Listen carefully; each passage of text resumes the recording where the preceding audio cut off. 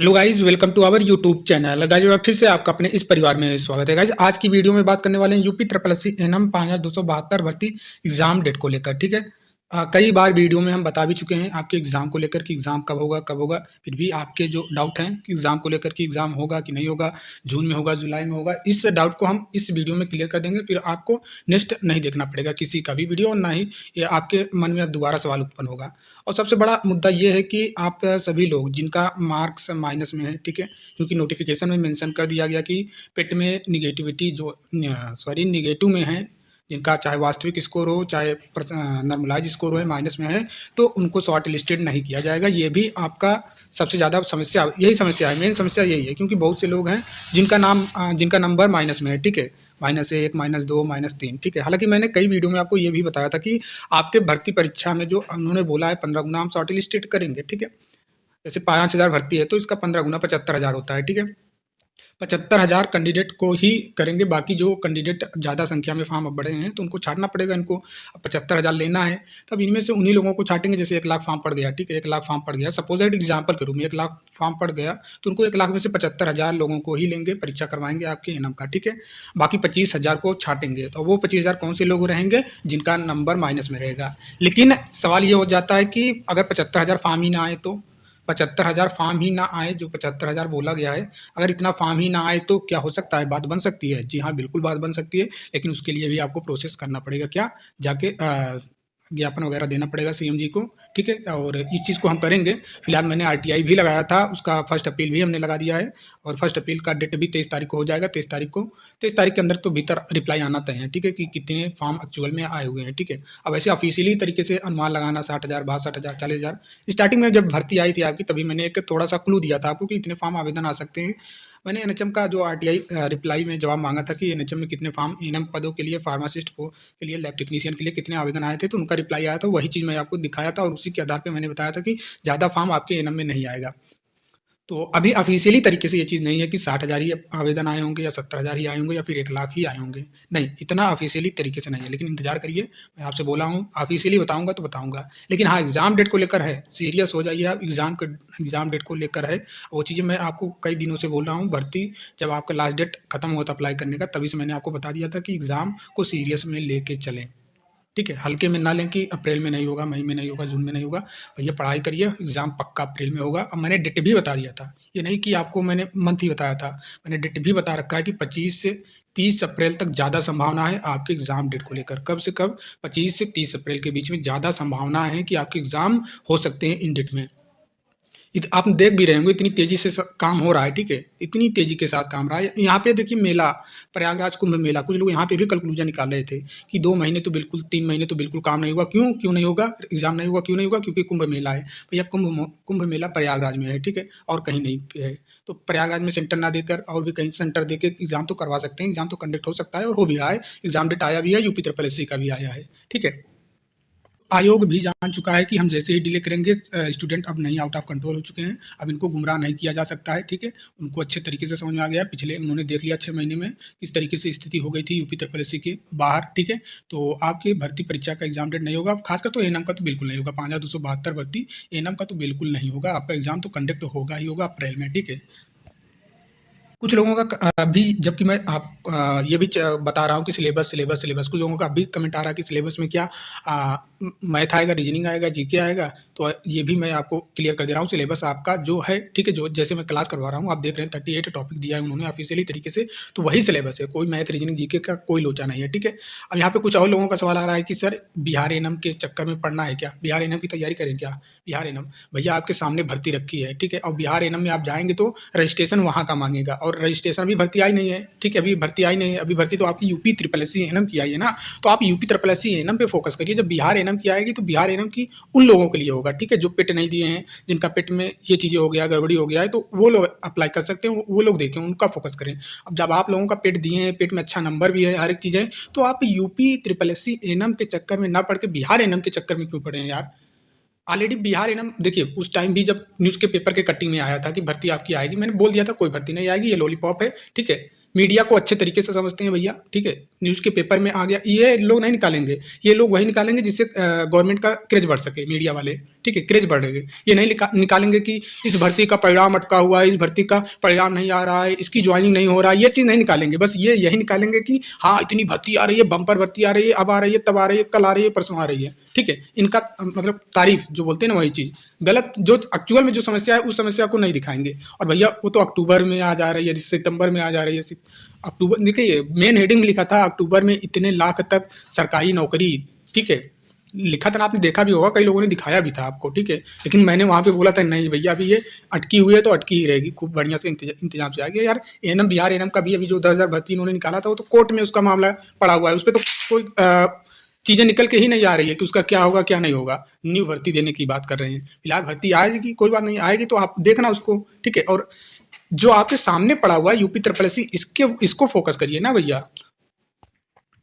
वहाँ पे आप जाएंगे भी तो यूआर से आपको अपने पोस्ट, आपको अपने कैटेगरी में क्वालिफाई नहीं किया जाएगा। यूआर से आप रहेंगे और कुछ लिमिटेड सीट भी रहेंगी, ठीक है। नाम भले ही रहेगा, वो नाम किन लोगों के लिए है? कोचिंग वालों के लिए, क्योंकि उनको भी नाम देकर 20,000 25,000 30,000, ठीक है, जो कोचिंग पढ़ाते हैं, ऐसे बोल के उनको मतलब कि उन लोगों को फायदा होगा, आप लोगों का फायदा नहीं है। भर्ती रहेगी, भले ही 20,000 रहे, 15,000 रहे, 30,000 रहे, कोर्स तो बिकेगा अच्छे से। 25,000 के नाम पे तो कोर्स बहुत बढ़िया बिक जाएगा, लेकिन आपका फायदा नहीं रहेगा। आपका लिमिट ही वैकेंसी रहेगी, यूआर में वो भी रहेगी। तो आपको इस चीज़ को सोचना पड़ेगा ना। और रजिस्ट्रेशन भी आप करवाएंगे तो भैया ये 2 दिन 4 दिन का या फिर दाल चावल का काम नहीं है कि रख देते हैं थोड़ी देर में पक जाएगा। रजिस्ट्रेशन होता है, महीनों महीनों लग जाते हैं। 1 महीना भी हो सकता है, 2 महीना, 3 महीना भी हो सकता है। वो डिपेंड करता है किस तरीके से वो लोग काम करते हैं। एक राज्य से दूसरे राज्य में डेटा ट्रांसफर करना, वो भी चीज़ें, कई प्रोसेस रहता है, तब होता है। इसलिए मैं आपको बोल रहा हूँ कि ठीक है, आप अभी यूपी ट्रिपल एससी एएनएम पे फोकस करें। बिल्कुल किसी भी चीज़ पे ध्यान ही नहीं देना है। आपके सामने यही देखना है कि मेरे सामने ये भर्ती है, हमको यहीं पे सिलेक्शन ले लेना है और आगे की तैयारी अब हम कितना पढ़ेंगे यार, ठीक है। तो यही सोच के आप तैयारी करें और 100% सिलेक्शन होगा। अब एक चीज़ और आपको यहाँ पे दिखाई दे रहा होगा, मात्र 100 रुपये में आप तैयारी करिए सिलेक्शन वाली। जी हाँ, अब तक जो मैंने 200 रुपये पीडीएफ के लिए बोल रहा था कि जिन लोगों को पीडीएफ चाहिए 200 रुपये फ़ी दीजिए। अब वो 200 फ़ी मात्र 100 रुपये हो गया है, ठीक है। आप 100 रुपये में सारे के सारे पीडीएफ 38 क्लास के पीडीएफ जो हुए हैं, ठीक है, 38 क्लास के जो पीडीएफ हुए हैं, 38 टॉपिक के जो आपको क्लास करवाई गई है, 38 टॉपिक का सारा पीडीएफ आप मात्र 100 रुपये में फ़ी देकर ले सकते हैं, ठीक है। फ़ी कैसे करना होता है, आप हमें व्हाट्सएप पे कर सकते हैं, हमारा नंबर भी है, ठीक है। इस नंबर पे 7985160239, ठीक है, 239 पे मैसेज कर सकते हैं, ठीक है। या फिर व्हाट्सएप मैसेज कर सकते हैं, कॉल भी कर सकते हैं कि पीडीएफ हमें चाहिए, ठीक है। फिर से मैं बोल रहा हूँ, नंबर नोट कर लीजिएगा, 79, ठीक है, 7985160239 पे आप कॉल करके बोल सकते हैं कि पीडीएफ चाहिए। प्रोसेस आपको बता दिया जाएगा। नॉर्मल 100 रुपये का फीस देकर जितनी थियरी वाली क्लास है, थियरी वाली क्लास प्लस एमसीक्यू वाली क्लास प्लस टेस्ट भी जो होता है, हर कुछ आप प्राप्त कर सकते हैं मात्र 100 रुपये में। वीडियो तो यूट्यूब पे पड़ा है, वीडियो आप वहाँ से देख सकते हो, ठीक है। आपको प्ले लिस्ट में मिल जाएंगी, सारी की सारी वीडियो प्ले लिस्ट में सजा दी गई है, ठीक है, प्रॉपर तरीके से। वहाँ से वीडियो देख लेना है। नोट्स बनाना है तो पीडीएफ लेके वहाँ से नोट्स आप बना सकते हैं। इस नंबर पर आप कॉल करके पूछ सकते हैं। तो फिर हम यूपी ट्रिपल एससी एएनएम का ग्रुप ही लिंक ये कमेंट बॉक्स में, ठीक है, उसका लिंक हम पिन कर देंगे, ठीक है। वहाँ से भी आप नंबर निकाल सकते हैं, वहाँ से भी डायरेक्टली ग्रुप से जुड़ के मैसेज कर सकते हैं, ठीक है। यहाँ पे आपको एक और चीज़ दिखाई दे रहा होगा, क्या वैकेंसी बढ़ेगी, ये भी रूमर फैलाया जा रहा है। क्या वैकेंसी बढ़ेगी? एक तो वैकेंसी आती नहीं है और इतना मेहरबान आयोग हो जाएगा कि हमारी वैकेंसी ही बढ़ा देगा, ठीक है। तो ऐसा नहीं है बिल्कुल, ठीक है। और कितने नंबर का टारगेट लेके चलना होगा, कितना नंबर तक तैयारी करें कि सिलेक्शन कितना सेफ स्कोर होगा, ठीक है। इस चीज़ को भी हम डिस्कस करेंगे। पहले कुछ चीज़ें हैं जिस पे बोल रहा हूँ कि अप्रैल माह में ही तैयार रहिए, अप्रैल माह में ही आपकी भर्ती परीक्षा होंगी, ठीक है। देखिए, ये नोटिस है आयोग के द्वारा 10 जनवरी को ही जारी किया गया था, ठीक है, यूपी ट्रिपल एससी के द्वारा, ठीक है। नेत्र परीक्षण अधिकारी का जो एग्ज़ाम है, ठीक है, 19 जनवरी को है, 3 बजे से लेकर 5 बजे के बीच में। अब देखिए यहाँ पे जो कुछ और भी आपने सुना भी होगा कि जनवरी में मेला है, जनवरी फरवरी मार्च में कोई एग्ज़ाम ही नहीं होगा। तो भैया ये एग्ज़ाम कैसे हो रहा है, ठीक है, ये भी तो एग्ज़ाम ही है ना। कि ये कुछ वहाँ पे लुका छुपी का खेल खेल रहा है आयोग और स्टूडेंट के बीच कोई चोर पुलिस वाला खेल तो हो ही नहीं रहा है। ये नोटिस है ना, एग्जाम ही करवा रहे हैं ना, तो हो रहा है ना। पेपर तो हो रहा है, पेपर तो होगा भी, लगातार होगा। अभी देखिएगा फरवरी में कितने एग्जाम होंगे। आपके शॉर्ट लिस्टेड का नोटिस भी आने वाला है, जल्दी ही आ जाए। इसी लास्ट जनवरी में आ जाएगा, तो फरवरी के फर्स्ट वीक में आपको पता चल जाएगा कि कब पेपर होगा। अब जिस दिन शॉर्ट लिस्टेड नोटिस आ गई है, उसी के 1 महीने के बाद आपकी एग्जाम होना तय है। वो फिर डिले नहीं होगा। अगर शॉर्ट लिस्टेड की नोटिस आ जाती है कि हम इतने गुना लड़कों को बुला रहे हैं एग्जाम के लिए, तो आप समझ लीजिए कि जस्ट 1 महीने के बाद आपका पेपर होने वाला है। अब ये देखिए होम्योपैथिक की जो है, ठीक है, यहाँ पे भी आपकी भर्ती से पहले ये भर्ती आई थी, ठीक है, 2023 के पेड से ही आया था। 27 दिसंबर को इन्होंने नोटिस दिया था, इसका परीक्षा होने वाला है 2 फरवरी 2025 को। तो ये मेले के पीरियड में ही पेपर हो रहे हैं, ना कि मेले से बाहर। मेला अभी स्टार्ट हुआ है 14 जनवरी से लेके अब ये 25-26 फरवरी तक रहेगा, ठीक है। तो इसी पीरियड में पेपर तो हो रहा है। कौन बोला कि पेपर नहीं होगा मेले में? पेपर तो हो रहा है ना, हो रहा है। अभी आयोग क्या कर रहा है, छोटे-छोटे भर्तियों को निपटारा कर रहा है। जिस दिन बड़े भर्तियों में हाथ लगाएगा ना, बहुत तेज़ी के साथ। जूनियर मैंने आपको बताया था कि एक यूपी ट्रिपल एससी से एग्रीकल्चर टेक्निकल असिस्टेंट की भर्ती आई है। उसका पेपर और आपका पेपर, ठीक है, हो सकता है पैरेलल में चले, शायद हो सकता है आपका ही हो जाए या फिर उनका बाद में होगा, या तो उनका पहले होगा या तो बाद में आपका होगा, ये चीज़ें हो सकता है बस। पेपर आपके 25 से 30 अप्रैल या तो इवन ज़्यादा से ज़्यादा, यार मैं 25 से 30 अप्रैल बता रहा हूँ। अब 5 मई 4 मई को हो जाएगा तो आप फिर मुझे नहीं बोल सकते हो कि सर आपने अप्रैल में बोला था, मई में क्यों हो गया? तो नहीं, इतना 1-2 दिन, 4 दिन, 10 दिन पीछे हो सकता है, आगे पीछे, लेकिन इतना ही मान के चलें आप कि 25 से 30 अप्रैल आपका एग्ज़ाम डिक्लेयर हो चुका है, एग्ज़ाम डेट डिक्लेयर हो चुका है। इसी बीच में एग्ज़ाम करवाना है इनको। देखिए, ये नोटिस देख कर आपको जून का महीना याद आ गया होगा, ठीक है? ये नोटिस देख कर आपको जून का महीना याद आ गया होगा। तो जिसको मैंने बताया था कि इसमें लिखा था कि 5272 भर्ती आपकी आएगी, ठीक है? और उतनी भर्ती आई भी, और इसको कई लोगों ने बहुत अच्छे तरीके से बताया कि फेक है। क्या बताया सर? फेक है, ठीक है? इसको बहुत अच्छे तरीके से फेक बताया कि नहीं, ये बिल्कुल एडिटेड है, एडिटिंग किया हुआ है, फेक है। अरे भैया, एडिटिंग जो भी करेगा ना, गलतियाँ छोड़ता है, इसमें एक भी गलती है ही नहीं कहीं पे।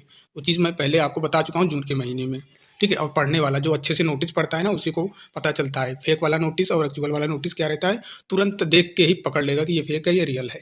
तो मैंने पकड़ा था, आपको बताया था रियल है तो रियल था। देखिए, इस नोटिस में लिखा है क्या कि आगामी जो आयोग द्वारा निकट भविष्य में आयोजन हेतु प्रस्तावित मुख्य परीक्षाएं फिर 2023 पर आधारित है, ठीक है। 2023 पर जो परीक्षाएं होने वाली हैं आगामी दिनों में, मतलब इनका कहने का मतलब क्या है सर, कि जैसे कि यहाँ पे देखिए आयुर्वेदिक का इन्होंने बोला है 1002 वैकेंसी जो आई इनका पेपर लेंगे, और भी चीज़ें हैं यहाँ कनिष्ठ से ले सके, और ये भी चीज़ें, ये सारी परीक्षा छोटे छोटे भर्तियाँ हैं, ठीक है। और यहाँ पे सबसे बड़ी भर्ती क्या दिख रही है सर, यहाँ पे 7 नंबर पे सबसे बड़ी भर्ती दिख रही है, ग्रुप सी मुख्य परीक्षा प्रावधिक सहायक ग्रुप सी का, ठीक है, इसका, ठीक है, इसका 3446, और एक अवर अभियंता सिविल मुख्य परीक्षा इसका। तो ये चीज़ यहाँ पे मेंशन है, और यहाँ पे आपको बताया गया था कि 2023 के आधार पर जो नए विज्ञापन आएंगे, जिसको लोगों ने फेक बोला, ठीक है, जैसे यहाँ पे लेखपाल का बोला गया 4700, ठीक है, तो ये भर्ती आएगी ही आएगी। और यहाँ पे एएनएम का बोला गया था 5272 भर्ती, ठीक है, किसका? एएनएम का, ठीक है, परिवार कल्याण। अब कुछ लोग यहाँ पे कंक्लूजन निकाले थे कि इसलिए ये फेक है क्योंकि ये भी, और ये सब कोचिंग वाले बोले थे, कोई वैसे टीचर नहीं बताया था, ठीक है, जिनको स्टूडेंट के साथ खिलवाड़ करना होता है ना, वही बोले थे फेक। तो यहाँ पे देखिए इस चीज़ को लेकर कंक्लूजन निकाले थे कि ये महिला पीछे लिख दिया है, यही महिला आगे लिख दिया जाता, क्योंकि पहली बार जो भर्ती आई थी 92-12 का, वहाँ पे ऐसे लिखा था महिला स्वास्थ्य कार्यकर्ता कार्यकर्ता, ये महिला आगे था। इस बार क्या किया है इन्होंने, महिला पीछे लिख दिया है, इसलिए ये फेक नोटिस है। मैं देख रहा था, ठीक है, मेरे पास वीडियो आ रहे थे, जब मैंने वीडियो बनाया था कि नहीं इतनी ही भर्ती आएगी, 100% इतना ही भर्ती आएगा, तो कुछ लोगों ने यहाँ पे इस चीज़ को कंक्लूजन निकाला था कि ऐसे लिखना चाहिए, ये महिला पहले आगे रहेगा, महिला उसके बाद स्वास्थ्य कार्यकर्ता, ठीक है। अगर ऐसे लिखा होता तो ये रियल होता। अब भैया जो भर्ती आई है नोटिस देख लो, ऐसे यही चीज़ लिखा है, डिट्टो जो यहाँ पे लिखा है वहीं नोटिस में भी लिखा है, स्वास्थ्य कार्यकर्ता महिला, और भर्ती जितनी लिखी गई है उतनी ही भर्ती आई है, 5272, ठीक है। एक्चुअल में क्या रहता है, हम लोगों को भी रहता है कि ज़्यादा हम झूठ बोलेंगे तो ज़्यादा कोर्स बिकेगा हमारा, बहुत तगड़ा बिकेगा, और अच्छी खासी कमाई भी होगी, ठीक है। तो ऐसा नहीं है भैया, रियल चीज़ें बताया करिए, ऊपर वालों से भी डरा करिए। अब यहाँ पे मैं इसको क्यों दिखा रहा हूँ कि होम्योपैथिक, ठीक है, ये होम्योपैथिक, इसका एग्जाम डेट आ चुका है, ठीक है, सभी को पता है। और यहीं पे इसके ऊपर जस्ट आपका पेपर आपका, ठीक है, 5272 एनएम का लिखा है। जब इसका एग्जाम कंडक्ट हो सकता है, ठीक है, अभी कंडक्ट करवा रहे हैं ये फरवरी में, तो आपका पेपर क्यों नहीं अप्रैल में होगा, सवाल ये है, ठीक है, सवाल ये है, ठीक है। और होगा भी, लेटर शुरू होंगे, अप्रैल लगते ही लेटर भेजना शुरू हो, ज्ञापन शुरू हो कि एनएम का भर्ती पेपर करवाइए जल्दी, ठीक है, आप परेशान मत होइए, होगा तो होगा। अब बात करते हैं कि क्या वैकेंसी बढ़ेगी, तो जी बिल्कुल नहीं, वैकेंसी नहीं बढ़ेगी, ठीक है, वैकेंसी बिल्कुल नहीं बढ़ेगी, ठीक है, वैकेंसी बिल्कुल नहीं बढ़ेगी, 5272 भर्ती ही आएगी, ठीक है। और जो लोग माइनस में हैं भैया, आप लोग तैयारी पे फोकस करते रहिए, कुछ भी हो सकता है, ठीक है, कुछ भी हो सकता है, और आपके पास ऑप्शंस नहीं है, ठीक है, आपके पास ऑप्शंस नहीं है तो क्या करेंगे, तैयारी ही तो करेंगे, और ये तैयारी खराब जाएगी नहीं, इस बार नहीं होगा तो अगले बार भर्ती आएगी, ठीक है, अगले बार भर्ती में हो जाएंगे, इसलिए हम आपको बोलेंगे कि आप तैयारी को करते रहें बेहतर तरीके से। सिलेबस का हमने आपको बता दिया कि सिलेबस 100 प्रश्न रहेंगे, सारे के सारे प्रश्न 38 टॉपिक जो इन्होंने बता के रखा है वहीं से आएगा, उससे बाहर कोई सा भी नहीं आएगा, ठीक है। 38 टॉपिक में से ही आने वाला है और इन 38 टॉपिक को हम क्लास यूट्यूब पे प्रोवाइड कर चुके हैं प्रॉपर तरीके से, थियरी प्लस एमसीक्यू आप देख सकते हैं। अब हम एक अलग से सेशन लेके आ रहे हैं, केवल एमसीक्यू, हर एक चैप्टर, हर एक टॉपिक से 60, 70, 50, 60 जैसे जैसे टॉपिक रहेगा, छोटा लंबा वैसे वैसे आपका सेट प्रश्न का मिलेगा, ठीक है। तो आप लोग तैयारी करेंगे और पीडीएफ के लिए मैंने आपको बता दिया है 100 रुपये फी में आप कर सकते हैं, ठीक है। सिलेक्शन वाली तैयारी आप 1-2 क्लास देख लेना, यूट्यूब पे पढ़ा है तो आपको आइडिया लग जाएगा कि क्लासेस कैसे होंगी। बात करते हैं कितने नंबर का टारगेट आप रखेंगे, कितने नंबर का आपका टारगेट रहना चाहिए। तो आपका टारगेट चाहे वो एससी कैटेगरी के हो, चाहे यूआर कैटेगरी के हो, चाहे ओबीसी कैटेगरी के हो भैया, 70 से नीचे बात ही मत करना आप, ठीक है। 70-80 का टारगेट लेके चलना। ऐसा क्यों बोल रहे हैं सर? क्योंकि अगर 70 प्रश्न आप बनाते हो, 80 प्रश्न बनाते हो तो इसमें से 10 प्रश्न आपका गलत होना तय है, ठीक है। गलत तो होगा ही होगा, कितना भी आप कॉन्फिडेंस के साथ बोल के आओ कि हम 70 प्रश्न बनाए हैं, नहीं गलत होगा तो नहीं भैया, सिली मिस्टेक होता है, हर एक लोगों से होता है, ठीक है। 90 प्रश्न बनाएंगे तो 80 प्रश्न आपके सही होंगे, 10 प्रश्न गलत हो जाएंगे। 70 बनाएंगे तो 60 प्रश्न सही होंगे, 10 प्रश्न गलत हो जाएंगे। कुछ सिली मिस्टेक होता है, कुछ गोला बनने में गलत हो जाता है, एक ही उत्तर का 2-2 गोला भरा दिया जाता है, तो ऐसे भी चीज़ें होती है, ठीक है आपके साथ। और ऐसे 2-4 प्रश्न तो गोला भरने में ही हो जाता है, तो इसलिए ये चीज़ को ना सोचें, आपको यही लेके चलना है कि 70 से 80 मिनिमम, मैक्सिमम आप 100 तक जा सकते हो, मिनिमम आपको 70-80 का टारगेट लेके चलना है। अगर क्योंकि आप 70 कर रहे हो, 10 भी गलत होगा, माइनस मार्किंग है, सभी को पता है। 10 गलत करेंगे तो भैया सीधा सीधा आप आ जाएंगे कहाँ पे, 58 पे आ जाएंगे, ठीक है। 58 पे आ जाएंगे, कहाँ पे आ जाएंगे, 58 पे। तो चाहे वो यूआर क्यों, अगर वहीं पे यूआर वाले लोग रहेंगे 58 पे आ जाते हैं तो आपके लिए फिर खतरा हो जाएगा। इसलिए मैं बोला हूँ मिनिमम आपको 70 लेके चलना ही पड़ेगा। 70 मिनिमम, मैक्सिमम 80 प्रश्न का टारगेट रखना, मैक्सिमम 80, 90, 100 तक रखना पड़ेगा टारगेट, ठीक है। और कुछ लोगों का कमेंट आ रहा था कि सर किताबें किताबें आप फ्लिपकार्ट पे क्या सर्च करना है, YCT एनम बुक। आपको जितनी भी सारी थियरी की बुक होंगी, एमसीक्यू की बुक चाहिए, जितनी भी बुक चाहिए सारा मिल जाएगा। YCT एनम बुक सर्च कर लेना, ठीक है। यूथ कंपटीशन टाइम का बुक है, आपको मिल जाएगा। एनम का हर एक प्रकार का बुक आपको उपलब्ध करवा दिया गया है, ठीक है। चाहे आपको अगर एमसीक्यू का ही चाहिए टॉपिक वाइज तो एमसीक्यू का बुक मिल जाएगा आपको, और थियरी का बुक चाहिए टॉपिक वाइज तो थियरी का बुक मिल जाएगा आपको। वन लाइनर आपको रुचि होगी पढ़ने में तो वन लाइनर की बुक मिल जाएगी, यूथ कंपटीशन टाइप की, हर एक प्रकार की बुक है, ठीक है। यूथ कंपटीशन टाइम की प्रीवियस ईयर पेपर को देखते हुए, ठीक है। जितने भारत में जितने केरला एनम, एमपी एनम, चाहे जहाँ भी एनम अगर आया है पेपर तो सब कुछ पेपर को वहाँ पे लिखा गया है, दिखाया भी गया है कि ये वाला प्रश्न इस भर्ती परीक्षा में आया हुआ था। एनम ही नहीं बल्कि ऐसे ऐसे कुछ टॉपिक्स हैं, जैसे फर्स्ट एड के कुछ टॉपिक होते हैं ना, और भी भर्ती परीक्षाओं में पूछे जाते हैं, जैसे पीएससी यूएससी में कभी कभी 1-2 प्रश्न पूछ लिया जाता है, तो उसको भी इंक्लूड कर दिया गया कि भैया ये फर्स्ट एड टॉपिक से है ना। और ऐसा भी है कि फर्स्ट एड बहुत से सारे एग्जाम में आते भी हैं प्रश्न, ठीक है। फर्स्ट एड कॉमन है और बहुत सारे भर्ती परीक्षाओं में पूछा जाता है, 2 नंबर 4 नंबर का, तो वो भी पेपर को ऐड कर दिया गया कि ये वाले भर्ती में ये प्रश्न बना था। और जैसे एक टॉपिक और है आपका कंसेप्ट ऑफ हेल्थ, ये भी और भी आपकी आपकी परीक्षा के अलावा, ठीक है, आपके सिलेबस के अलावा और भी लोगों के सिलेबस में है कंसेप्ट ऑफ हेल्थ का, तो उसमें भी जो पूछा है उसको भी इंक्लूड कर दिया गया है। देखिए नेक्स्ट आपकी टॉपिक, अभी 2 टॉपिक और बचे हैं, नवजात शिशु का देखभाल और गर्भपात, ठीक है। उसको भी हम क्लियर करवा देंगे, हो सकता है कल की वीडियो में आपको मिल जाएगा, ठीक है। नवजात शिशु का देखभाल, उसके बाद गर्भपात वाला मिल जाएगा, ठीक है। बाकी इन दोनों के साथ आपका कंप्लीट हो जाएगा 38 टॉपिक। फिर हम एमसीक्यू पे फोकस करेंगे, टॉपिक वाइज एमसीक्यू ही आपको करवाएंगे। और पीडीएफ आपको चाहिए प्रॉपर तरीके से, आप हर एक पीडीएफ का नोट्स बना के चलें अपने बुक में, अपने बुक नोट्स बुक में, ठीक है। अच्छे तरीके से महंगी वाली नोट्स बुक लिए होंगे, ठीक है। वहाँ पे एक एक चीज़ें को नोट डाउन करना ही पड़ेगा आपको, ठीक है। तो और जिन लोगों को पीडीएफ भैया अभी मैं बोला हूँ जो फी नहीं दिए हैं, ठीक है, लगभग 100-150 लोग जुड़े हुए हैं, तो आप भी जुड़ सकते हैं। मात्र अब आपके लिए ऑफर है, ठीक है, मानसून ऑफर या फिर मेला ऑफर, कुछ भी आप बोल सकते हैं, मेला ऑफर ही बोल सकते हैं, ठीक है। प्रयागराज में का जो मेला है उसके ऑफर में 100 रुपये का दिया गया है, 100 रुपये में, ठीक है। आप 100 रुपये में आप पीडीएफ, और 100 रुपये कोई बड़ी बात नहीं है, 38 टॉपिक का पीडीएफ आप मिल रहा है, थियरी प्लस एमसीक्यू प्लस आपको क्या एमसीक्यू भी चैप्टर वाइज मिलेगा, ठीक है। तो ये 100 रुपये कोई बड़ी बात नहीं। उसके साथ साथ भैया अगर टेस्ट होता है तो टेस्ट का भी पीडीएफ मिल रहा है, उसकी आंसर की मिल रही है, आपको चेक करने में कि आपका स्कोर कितना है, आप कितना पढ़ रहे हो, वो चीज़ को जज करने में भी। तो ये 100 रुपये कहीं ना कहीं ज़्यादा नहीं है आपको, ठीक है, और इतना आप कर सकते हो। और मैं भी इतना नहीं लेता फीस, मेरे तरफ से ये फीस नहीं है, किसी और की तरफ से ये फीस है। और जान ही रहे हैं भैया, डेटा खर्च करना, कुछ मेहनत करना, पीपीटी टाइप बनाना, हर एक चीज़ करना, तो कुछ ना कुछ मेहनत लगता है, तो उसके लिए 100 रुपये कोई ज़्यादा नहीं है, ठीक है। आप अगर आपको नहीं इसमें भी नहीं, अगर आप संतुष्ट हैं तो बोल देंगे तो फ्री ऑफ कॉस्ट कर देंगे ये चीज़ें। तो उम्मीद करते हैं चीज़ें आपको समझ में आ रही होंगी, तो मिलते हैं नेक्स्ट वीडियो में, तब तक के लिए जय हिंद जय भारत। अभी जो आपको डाउट रहे हो तो पूछ लेना कमेंट करके, ठीक है।